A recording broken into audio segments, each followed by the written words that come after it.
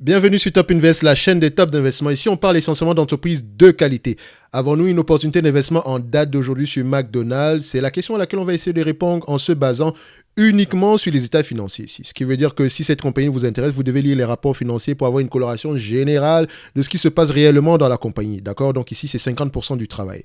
D'accord? Donc, ceci représente uniquement mon point de vue et non un conseil d'investissement. Donc, généralement, notre analyse est basée sur le revenu, la croissance du revenu, la dette nette, le PR moyen, le nombre d'actions, le free cash flow et la qualité du dividende si dividende il y a.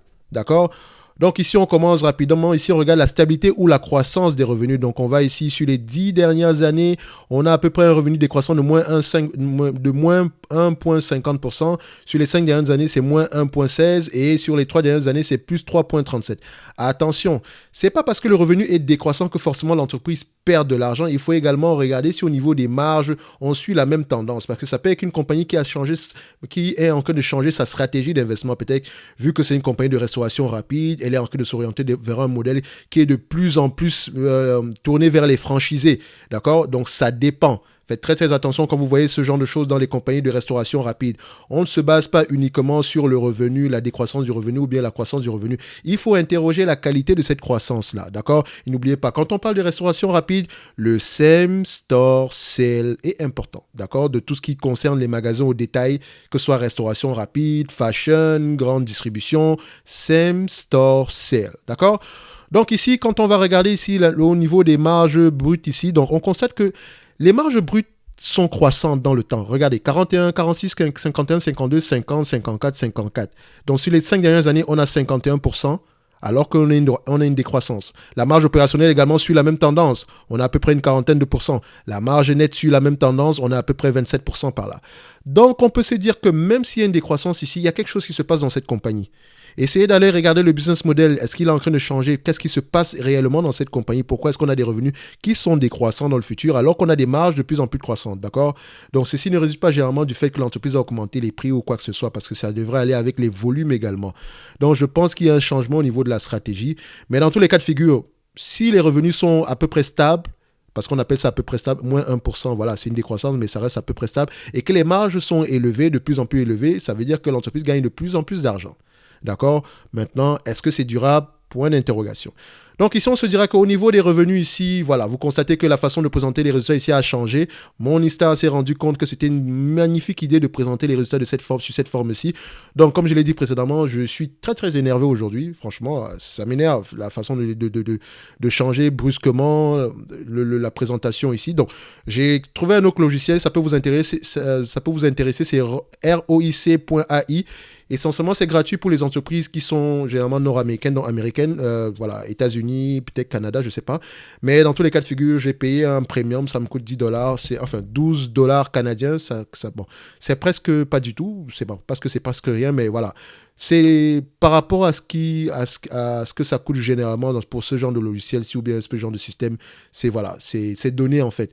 Donc, je n'ai pas de lien d'affiliation ni quoi que ce soit. Je vous donne juste le nom du site. Si ça vous intéresse, allez-y, vous abonnez de vous-même. Mais bon, dans tous les cas de figure, en version gratuite, voilà ce qu'on obtient. Donc ici, on va regarder ici les revenus actuels sur les 12 derniers mois ici. Donc, je vais juste aller regarder ici. Donc, on a 31. Ici, c'est par rapport au revenu par action. Donc, pour savoir quel est le revenu réel en date d'aujourd'hui, vous devez faire le 31,88 multiplié par le nombre d'actions qui est ici de 745. Vous constatez qu'ils rachètent massivement leurs actions également. Donc, on aime bien cette information-là. Ce qui veut dire que le revenu actuellement est de 23 750. D'accord? Donc, ici, on va mettre le revenu à 23 750, donc c'est sur les 12 derniers mois, bien sûr. Donc, la croissance ici des revenus, quand on regarde ici ce logiciel, sur les 10 derniers, on n'a pas de croissance des revenus en tant que tel. Donc, on va se mettre 0 ici. L'essentiel, c'est d'abord la stabilité. Donc, on va mettre 0 en termes de croissance ou stabilité des revenus. La dette nette. La dette nette ici, on va regarder, on a la dette elle est où? Donc la dette nette, je vous ai dit que c'est valeur d'entreprise moins capitalisation boursière. Donc une fois que vous trouvez ce résultat-là, vous pouvez aller sur Yahoo Finance ici pour faire la différence. Donc on prend statistique ici. Valeur d'entreprise, c'est 222 milliards. Capitalisation boursière ici, c'est à peu près 177 milliards quand on fait la différence. Entre les deux, ça nous donne à peu près quelque chose comme 15 milliards de dette nette ici. Donc, quand on regarde notre logiciel ici, il nous affiche combien en termes de dette nette ici. Oh, 44 milliards de dette nette, c'est bizarre. 47, attendez, je vais juste aller regarder ça ici. 222, d'accord. 222.4. Oh, ah, c'est moi qui fais une erreur. C'est pas 15, c'est exactement ça. C'est parfaitement ça. Donc, c'est la fatigue, excusez-moi. Donc, voilà, il faut toujours double vérifier les choses ici. Donc, ça m'a fait bizarre. Donc, 45 milliards à peu près, 44 milliards par là. Voilà, on reste dans la même tendance. Comme je l'ai dit, on ne cherche pas à avoir précisément raison. On va avoir le moins de temps possible parce que ça reste une estimation à la fin de la journée. So, c'est une première analyse avant de lire les rapports financiers. Mais ça peut déjà vous permettre de poser les bonnes questions quand vous allez lire les rapports financiers, comme celle de savoir pourquoi est-ce que les revenus diminuent, pourquoi est-ce que les marges augmentent. D'accord? Ce genre de choses. Donc, on va mettre 45 milliards ici. C'est juste pour faire simple. Hein, on simplifie les résultats ici. 45 milliards, d'accord?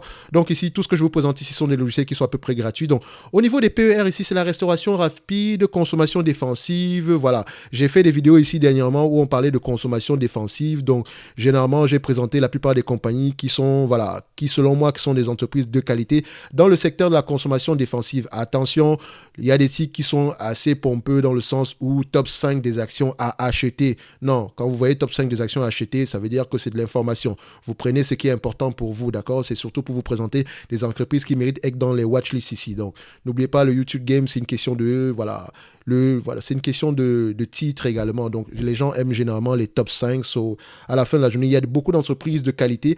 Mais quand on est dans la période de récession, généralement, il faut se focaliser sur des compagnies qui sont, qui sont résistants à la récession. Donc, c'est très rare de trouver ces compagnies sous-évaluées en date d'aujourd'hui. Mais il y en a certaines qui existent encore, surtout si elles ont peut-être des problèmes temporaires. La question qu'on doit généralement se poser, c'est si c'est durable ou pas du tout.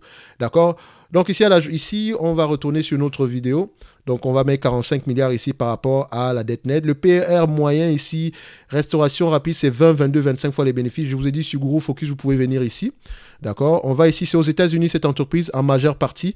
Donc, ici, aux États-Unis, consommation défensive, donc consumer defensive. On va ici, restauration, donc tobacco retail defensive, package food, education, beverage. Oh, j'arrive pas à le classer ici, c'est tout à fait... Alors, où est-ce que je pourrais le classer, cette entreprise? Je pourrais la classer où? Donc, est-ce que c'est package good? Non, pas du tout. Est-ce que c'est confectioner, household, package food? Pas du tout. Non, retail defensive. C'est pas le retail defensive, grocery store, food distribution, retail. Donc, on regarde ici frozen food. Alors, restaurant, ok, les restaurants rentrent là-dedans, on va mettre ça dedans. Donc, on va rester ici dans les retail defensive, donc ce qui englobe les discount stores, les food distribution et les grocery stores. D'accord? Donc, on voit ici que les PER moyens sont aux alentours de, voilà, on va se dire 20 fois les bénéfices, donc on va se dire 20, 22, 25 pour exagérer parce que tout le monde n'a pas la même qualité, mais attention, je penche plus vers un 20 fois les bénéfices qu'un 25 fois les bénéfices parce que quand les taux d'intérêt augmentent, ça aura tendance à réduire également les multiples ici. Donc, il faut être très très prudent. Il ne faut pas dire PR de 25 pour 25. À la fin de la journée, le marché peut vous donner tort pendant très très très très longtemps. Donc, il faut se protéger au maximum. Donc, je prendrais 20, 22, 25. Et je vous rappelle que les PER, c'est des rendements. 20 fois les PER, ça veut dire 20 fois les bénéfices, c'est 5% de rendement. 22 fois les bénéfices, je pense qu'on est quelque chose aux alentours de 6% de rendement par là. 25 fois les bénéfices, on est aux alentours de 4% de rendement. D'accord? Donc, 22 fois les bénéfices, non, c'est pas 4%, donc on va juste faire simple ici parce que ça me donne un... J'ai un gros doute par rapport à ça, donc on fait 100 divisé par 22, ça fait, oui, 4,54 fois les bénéfices, donc ça fait 4,54% de rendement, d'accord? Donc ici, on prend 20, 22 et 25. Maintenant, le nombre d'actions, on avait vérifié ici que l'entreprise rachète massivement ses actions. On va regarder ça ici par rapport au dernier trimestre ici, donc de manière au niveau du quarterly. Donc, vu qu'elle rachète massivement ses actions, ça change trimestre après trimestre. Donc, on va regarder ça ici rapidement, le temps que ça nous donne ici la bonne information. Je ferme déjà ça ici. Alors, dépêche-toi, donne-nous l'information. Donc, déjà ici, on est là. OK, parfait. Alors, où est-ce que ça se trouve? Le nombre d'actions, on va vérifier ça. Weighted average share outstanding diluted, c'est 1,44. Donc, on continue parce que ça nous donne des résultats. Regardez, on est en 95, 96. Il y a beaucoup... J'aime bien cette info, j'aime bien cette plateforme parce que ça peut vous donner des informations par rapport à au moins, sur une période au moins d'une vingtaine d'années. C'est très, très bon. D'accord? Ça nous permet d'avoir une idée générale de comment est-ce que l'entreprise évolue. Donc, on a à peu près 748 millions d'actions en date d'aujourd'hui. Donc, on va mettre 748 millions. D'accord? Donc, après, on va aller regarder les free cash flow. Juste pour regarder au niveau des revenus ici, juste pour vous montrer à peu près comment est-ce que cette entreprise a évolué avec le temps. Donc, au niveau des revenus, ça donne combien? Vous constatez ici que, voilà, depuis 1985, croissance des revenus. D'accord? depuis 2013, diminution des revenus. Et en date d'aujourd'hui, en tout cas en 2021, on a eu des revenus extraordinairement élevés. Donc, posez-vous les bonnes questions. Pourquoi est-ce que de 2013 à aujourd'hui, on a pourquoi est-ce que de 2013 à 2020, on avait une décroissance des revenus? Donc, il faut aller regarder ça dans les rapports financiers. Donc, ici, on a pris ici 748 millions d'actions. Les free cash flow. Quelle est la marge des free cash flow ici? Donc, je vais aller regarder sur Morningstar. D'accord? On regarde déjà la tendance. Donc, les free cash flow par rapport au net income. Quelle est la tendance? Est-ce que c'est un 1 pour 1 ou bien c'est généralement quelque chose de supérieur à 1 pour 1? Donc, ça veut dire que quand on dit quand c'est 1 pour 1, donc quand c'est égal à 1, ça veut dire que les free cash flow égale au net income. D'accord? Quand c'est supérieur à 1, ça veut dire que les free cash flow généralement ont tendance à être supérieurs au net income. C'est une idée générale ici pour nous permettre d'apprécier ici le fait que les free cash flow, la dette, le bénéfice net plus est une appréciation rapide ici du free cash flow. Donc ici en moyenne au niveau des free cash flow, vous avez vu qu'au niveau des marges nettes on a 27%. Les free cash flow ici en moyenne on a une trentaine de pourcents. Donc maintenant il faut savoir. Il ne suffit juste pas de prendre 30% en date d'aujourd'hui pour se dire que c'est 30% normalement dans le futur. Est-ce que c'est durable? C'est la question qu'il faut généralement se poser. Est-ce que c'est durable? Donc je vais être gentil ici, je prendrai 30%. Et sachez que je suis très très gentil en prenant, mon Dieu, mon français est en lambeaux, en prenant 30%, d'accord, excusez-moi. Donc, 30% ici, d'accord, on va maintenant aller calculer la valeur de cette entreprise sans prendre en considération la croissance. Donc, 23 milliards 750 multiplié par 30%, ici, ça revient à 7 milliards 125, d'accord, je fais rentrer mon 7 milliards 125 ici, 725. Donc ici, je mets 725. Donc 7 milliards 125 millions. Les PER, ici, c'est PER, c'est 20. D'accord. 22. D'accord. Et 25. OK. Donc, une fois qu'on arrive ici, 20 fois les bénéfices multipliés par 7 milliards 125, moins la dette nette ici. Toujours enlever la dette, c'est très important. Sinon, ça nous donne une idée négative par rapport à la valorisation de cette entreprise. Moins la dette nette ici divisé par le nombre d'actions, ça nous donne ici 133 $ l'action. D'accord? Quand on prend 22 fois les bénéfices, on est à 152 $ l'action. Et quand on est à 25 fois les bénéfices, on est à 181 $ l'action. Par rapport au prix actuel, aujourd'hui, l'entreprise serait très, très surévaluée. D'accord? Donc ici, vous constatez que si on ne prend pas en considération la dette, nos PER auront tendance à être élevés. Imaginez par exemple, je prends 178 $ ici, 178 milliards, d'accord, excusez-moi, divisé par le nombre d'actions 740, je vais juste l'arrondir à 740, ça me donne ici une valorisation de 240 millions. Donc si je ne prends pas en considération la dette, je vais me dire que le prix actuel est juste correct. Mais en prenant en considération la dette, je me dirais que le prix actuel n'est pas correct. D'accord? Donc, par rapport au niveau d'endettement de cette entreprise-ci, je demande une décote supplémentaire par rapport au prix. Idéalement, ça, c'est une entreprise que j'aimerais acheter aux alentours de 100 $ à l'action. Je sais que ça peut paraître ridicule à certaines personnes, mais on n'achète pas tout à n'importe quel prix. Ici, nous n'avons pas sauf si l'entreprise continue à faire croître les marges, etc.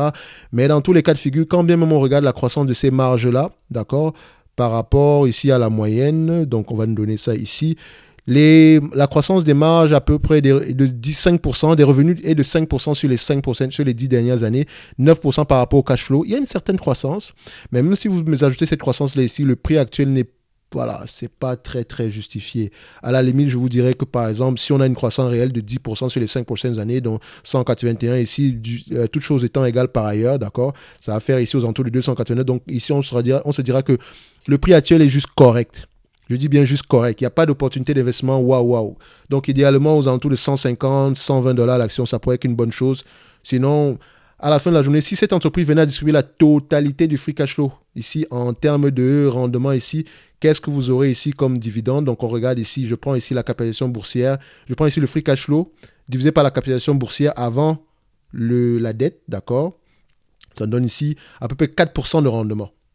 D'accord? Mais si j'ajoute la dette maintenant, 4% de rendement, ça veut dire que techniquement, si on n'a pas de dette, on a la possibilité, on couvre ce dividende-ci largement. Donc le 2,2% ici, le payout ratio est clairement, voilà, on peut clairement le couvrir. D'accord? Maintenant qu'on prend en considération la dette, donc on prend ici la valeur d'entreprise ici.